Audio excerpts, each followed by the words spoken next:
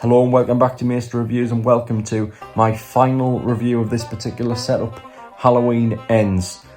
Now, this film has had a lot of controversy around it, not in its production context, not at all, but how it's essentially going to handle the finale of this 40-year franchise, which should have ended 40 years ago, according to a lot of people. But yeah, it's been a bit of a mess around sort of Halloween Kills in this new trilogy to try and wrap up this story of Laurie Strode, Jamie Lee Curtis, for all we know. And to be honest, my personal assumption is that she won't return. But this was sort of her final outing and her swan song as the character that made her famous and put her on the map as an actress.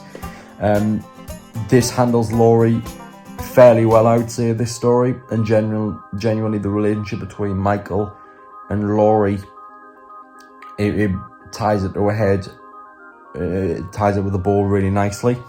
I would have liked, this is just a mild spoiler, I would have liked to have heard Michael speak before the end of the supposed franchise, based on the fact that the 2018 film tied into that so much. They just want to hear Michael speak. I know that kind of breaks the illusion, but if this is the end of the franchise, at least try and have him say something.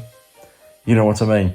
So if this is the end of the franchise, there's no, it would ruin any future entries, but that's besides the point because it is the final entry.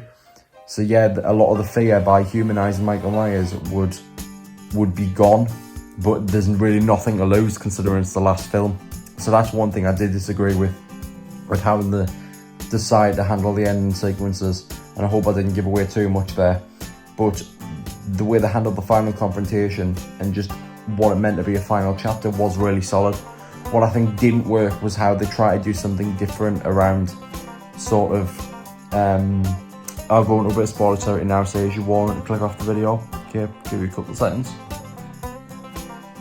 Right, Michael's protege, so to speak, in this film, I think it was a bold swing and a good idea, and because I'm not so terribly invested in the franchise, I was quite on board with it.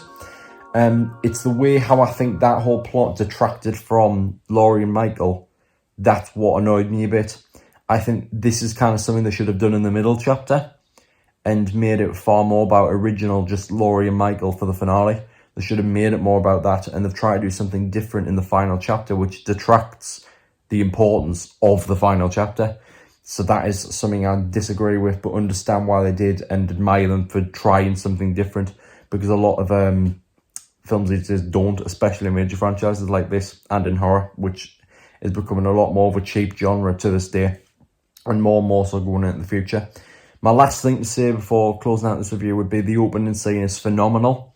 And now that I've broken into spoiler territory, Michael isn't present, as you know, in the opening scene whatsoever, and yet you still feel that dread. It plays on the fact that the producers know what film you're going to see, and they play into that. And that opening scene is just brilliant. I was like, I turned to a friend I was with when that opening scene finished, and I was like, did I really just see that? Is that really what the opening scene was? And it was a bold swing, which kind of played into what the rest of the film was going to be by the end.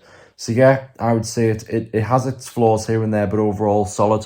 A lot like Emily in my previous review. So that is the end of this setup, and now I'm all up to date again, and that is that's a lot of reviews I've covered there. But in particular, that is the end of my review for Halloween Ends, the most anticipated horror film of this year anyway. So that is it, and I will see you all next time. Goodbye.